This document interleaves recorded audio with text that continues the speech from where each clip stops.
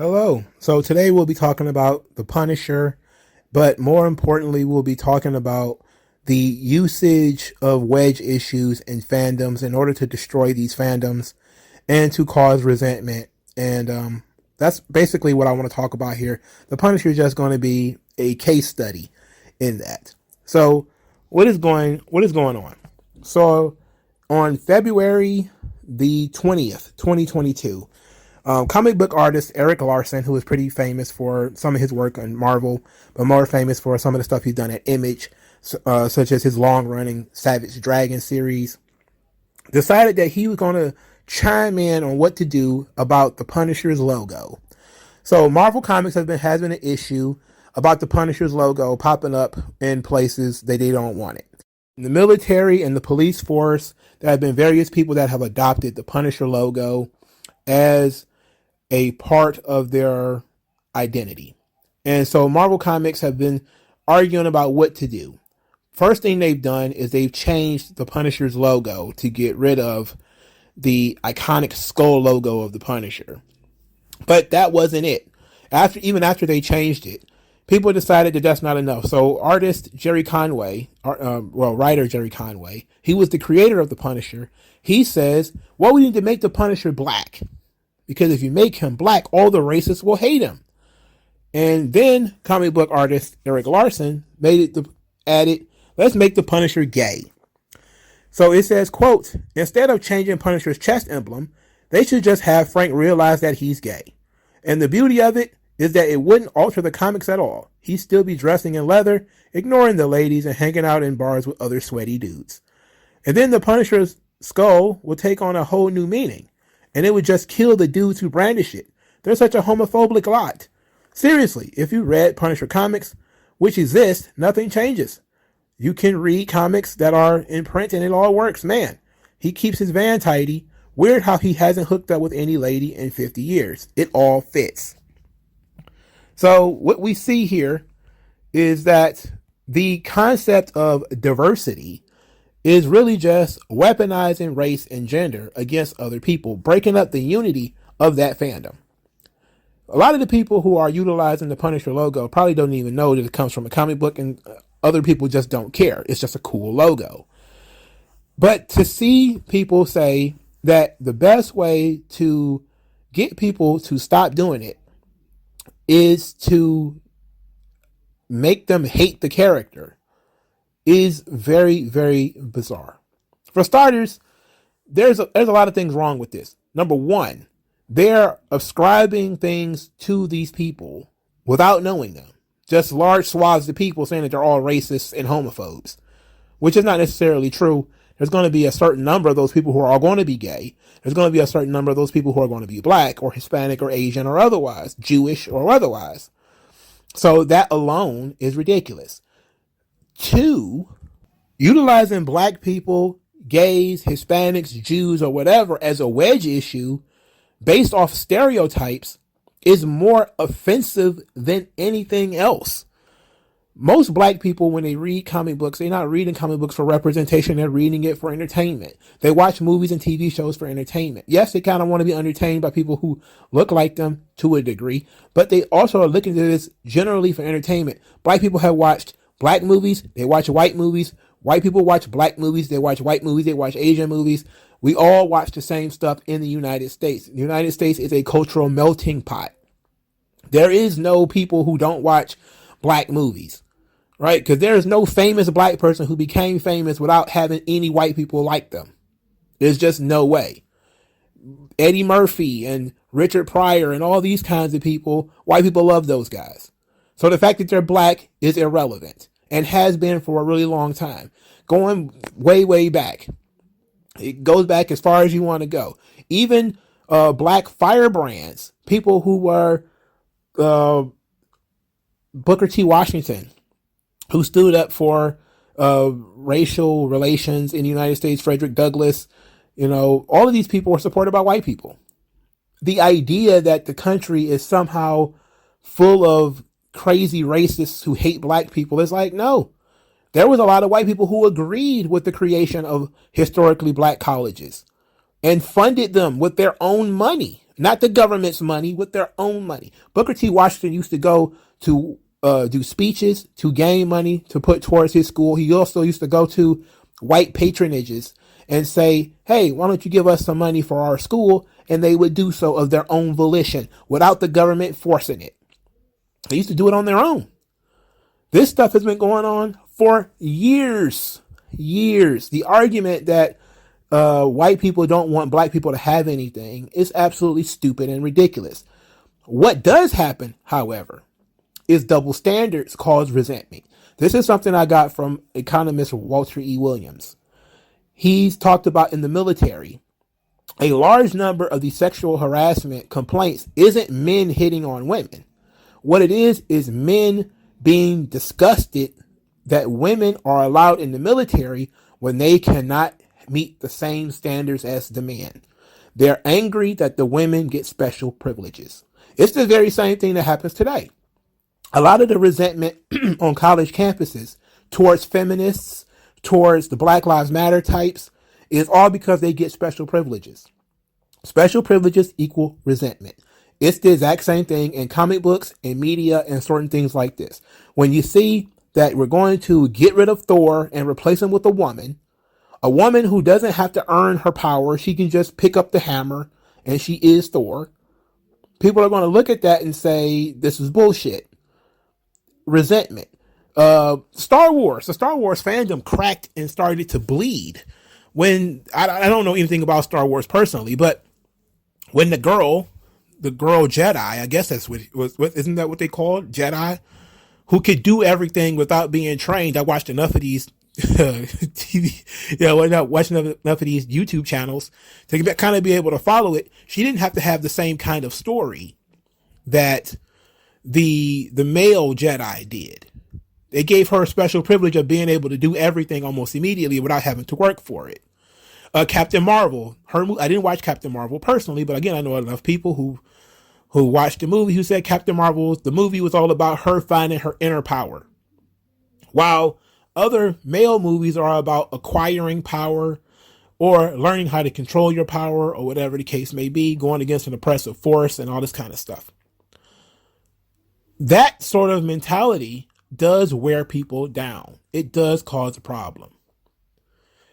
Eric Larson and people who think like him, he thinks that he's so smart to have come up with this. For starters, he's wrong. The Punisher, there's plenty of Punisher comics with him having sex with random women, whether they be prostitutes, women who are Punisher clones, who want to be like the Punisher, or, women who just become infatuated with him. He's had sex with all kinds of women, so that makes no sense. That's the first thing. The second thing is the Punisher not only stays away from women, he also stays away from men. The Punisher doesn't even have alliances. He doesn't even have friends. The Punisher, part of the Punisher's lore is that he's a solitary man on a one-man war against crime. That's his thing. Anything that he does is temporary. All of his allegiances are temporary. All of his partners or allies end up either getting killed, leaving, or he leaves them. He doesn't have a Robin. There's no Robin for the Punisher. Microchip, I believe, actually got killed by the Punisher. I know some people are like, Microchip. I think Microchip got killed by the Punisher for being a traitor or something like that. That's the closest thing to an ally he's had in the comic books. Usually when the Punisher has an ally or somebody who wants to be like him, this is the third thing. That there have already been people who have been writing in the Punisher comics that the Punisher tells police officers, you shouldn't be like me, you should look towards Daredevil or Spider-Man or somebody like that. The Punisher is not crazy. That's the one thing that I really kind of sticks in my craw when it comes to people who write the Punisher or think that the Punisher is crazy. He's not crazy. He's hyper sane. He's not crazy, right?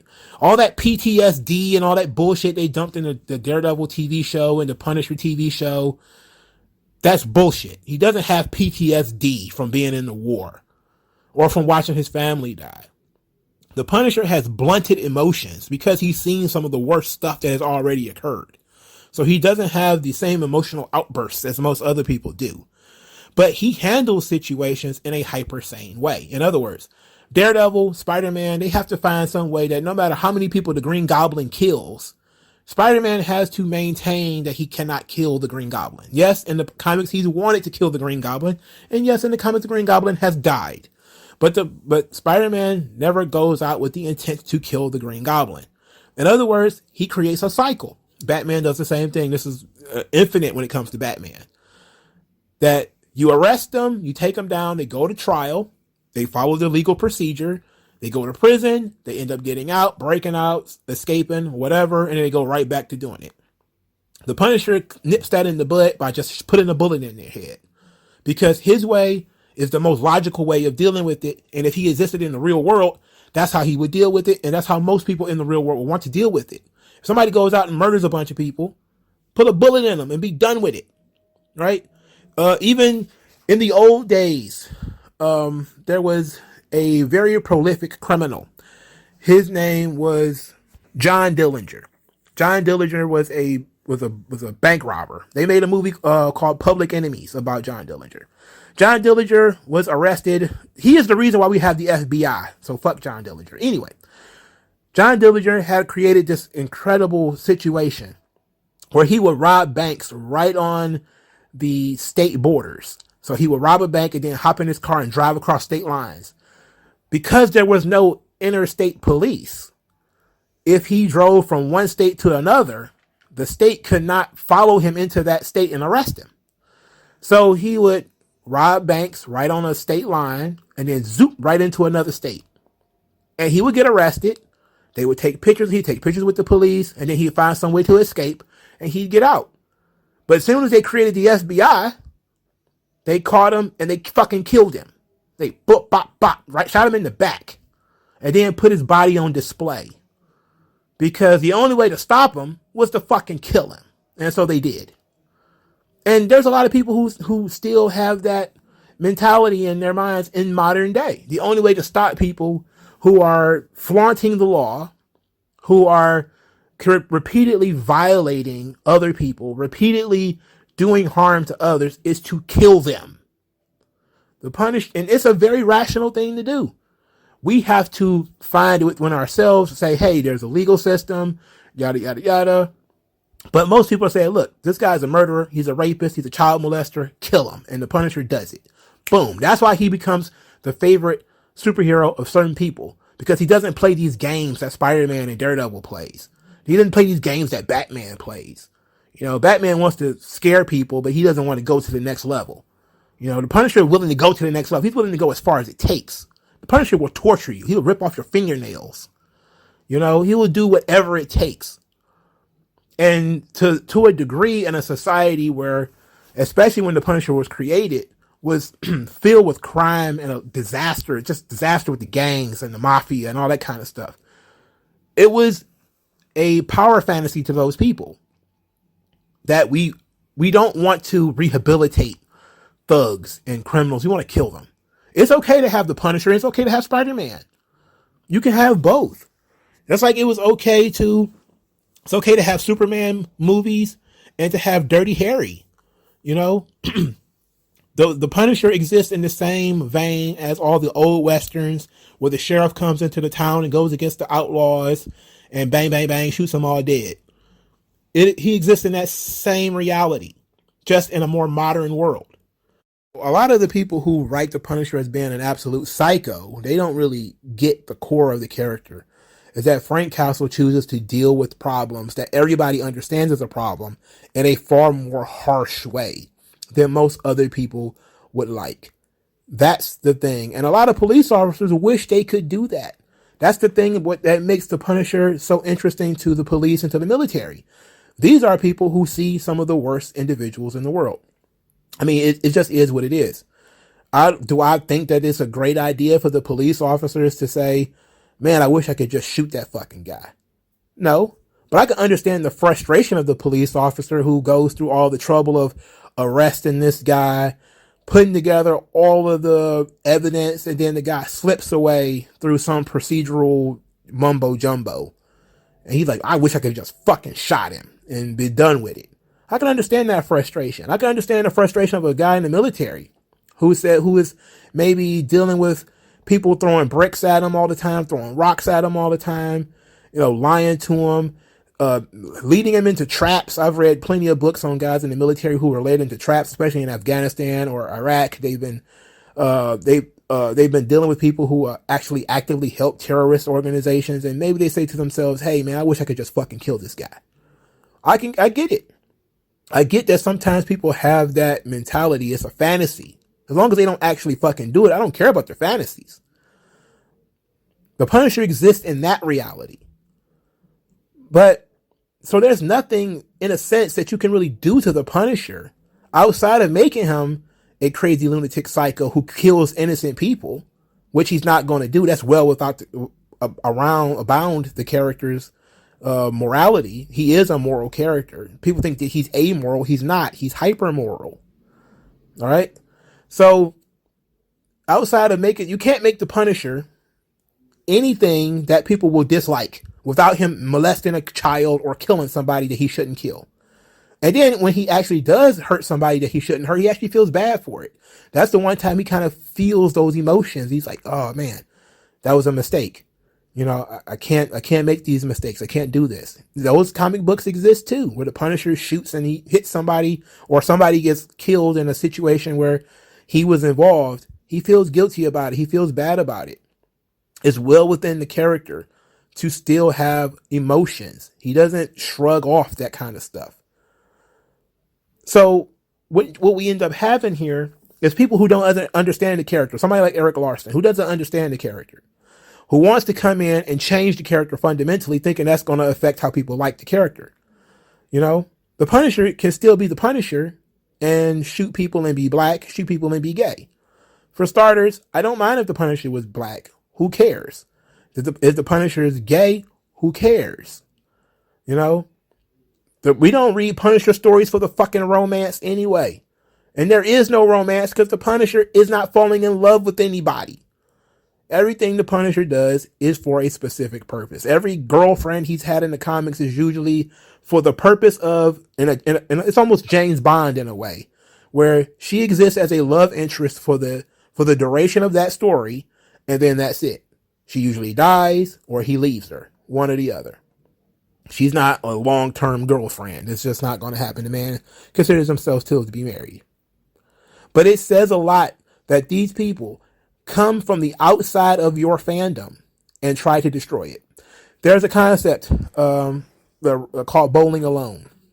Robert Putnam, I forget what he actually does with his, I think he's political science professor.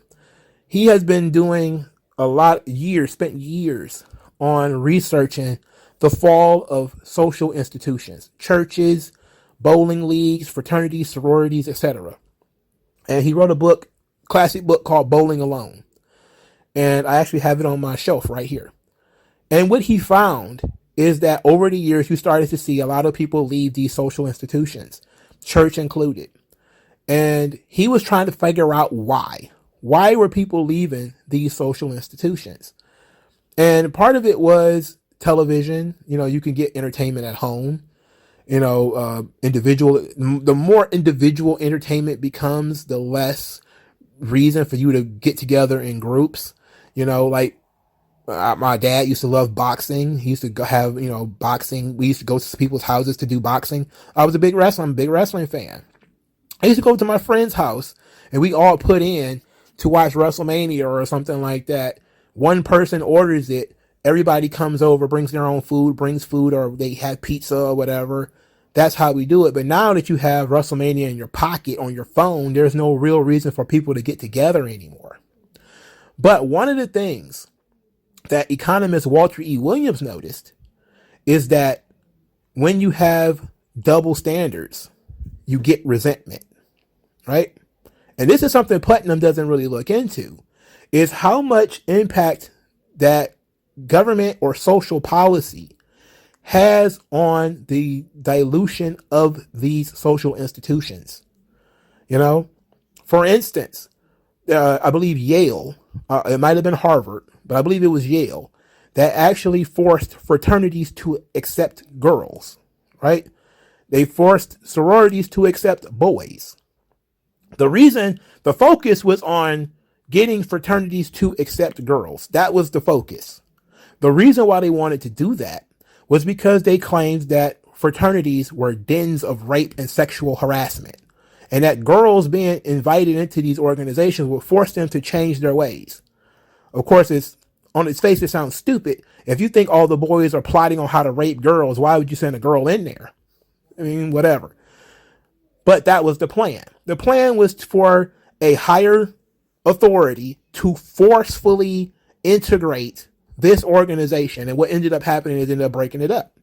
A lot of fraternities and sororities decided they didn't want to even be bothered, and they pulled out. Some, they stopped calling themselves fraternities, started calling each other social clubs. They changed their letters or whatever, the Greek letters, and they changed them, and it's whatever you can have in there. The Boy Scouts, when the Boy Scouts started, they started forcing the government started forcing the Boy Scouts to accept girls. Well, that affects the Girl Scouts. So now the Girl Scouts is filing a lawsuit against the Boy Scouts because, well, you're trampling on what we do. But the government didn't care that there was no boys in the Girl Scouts. They only cared that there was no girls in the Boy Scouts. And we started seeing that kind of stuff. That same mentality is what Erik Larson is talking about by making the Punisher gay. It's all about forcefully utilizing your authority onto a fandom or a social institution in order to cause resentment, to cause people to flee and leave it alone. And they know it works. They know it works. They see how it works. Comic books are selling lower than ever. They know it works. Movies that are woke are some of them are barely making a profit. Some of them are failing. Very few of them are vastly succeeding. They see that it works. Star Wars, the more woke it became, the less money it made. They know this works. The question is, do they care? No, because to them, it's not about representation. It's not about good storytelling. It's not about the fandom. What it's about is utilizing power. It is about pissing people off.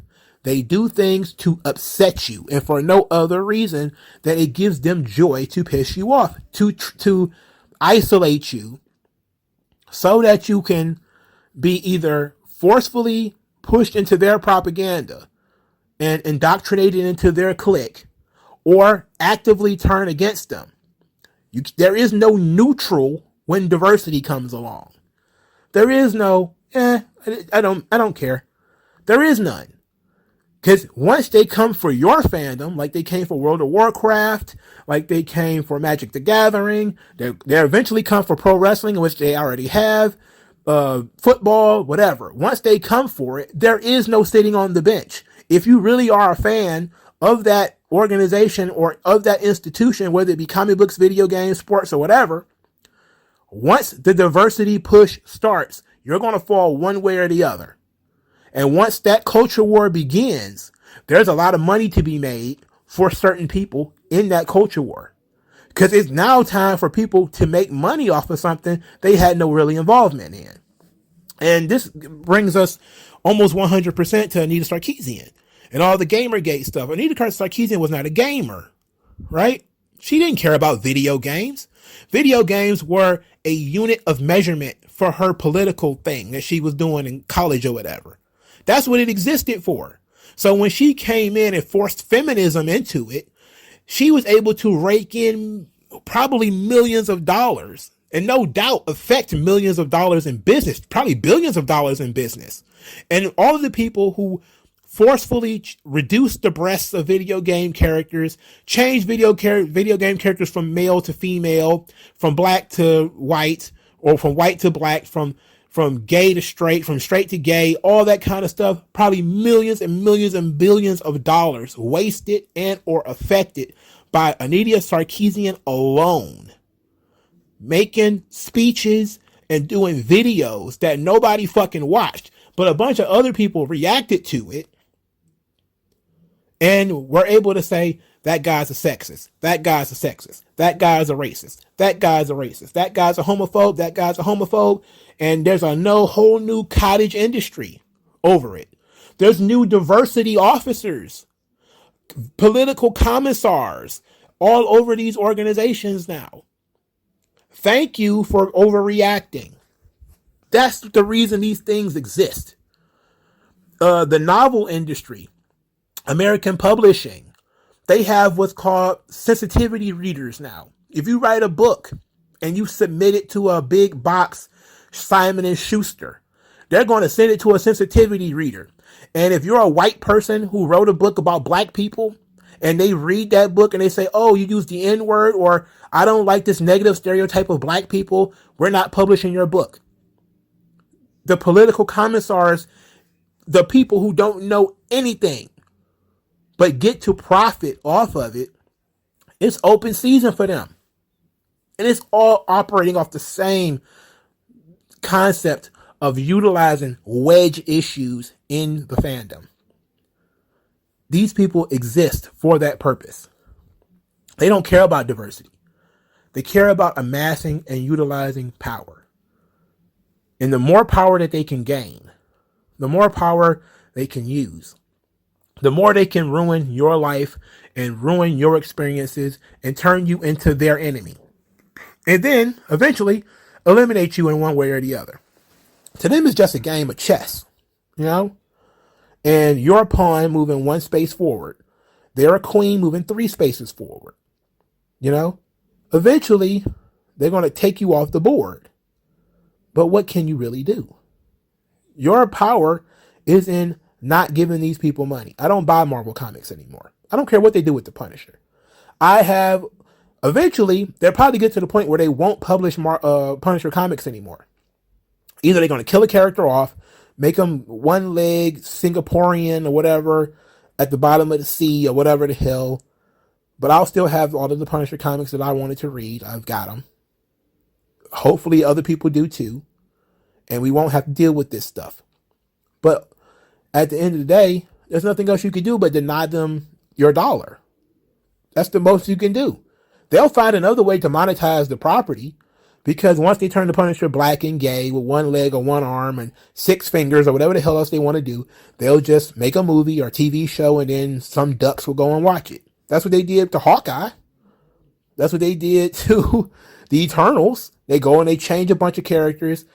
People who are fans of the originals, there are not that many fans of the Eternals, but there's people who are fans of the originals who look at that shit and say like, you know what, didn't like this, not going to deal with it. But they go and get a bunch of money to make a movie for it. And they find a way to make money off of it anyway. But you have to be steadfast. Instead of overreacting and doing 1,000 videos talking about how these people are stupid and now this, and yes, there is a cottage industry on that side too, which is why I say the culture war is part of the problem. You know, I'm firmly on the side of the anti-SJW, firmly on that side. But I don't make a lot of those videos simply because I already know once you're like 2 rams or like 2, big male deer. Once your antlers start getting locked together, it's virtually impossible to get that shit free. You become almost that guy forever. There's so many comic book YouTubers that I actually liked, and literally all they do is the same stuff they've been doing for 3 or 4 years now. SJW this, SJW that. Complaining about the same stuff. What Zach calls them statistically improbable lesbians or statistically improbable gays. All that kind of stuff. They've been talking about that stuff for 5, 6 years, maybe 7 or 8 years now. It'll never end. It's a war that'll never end.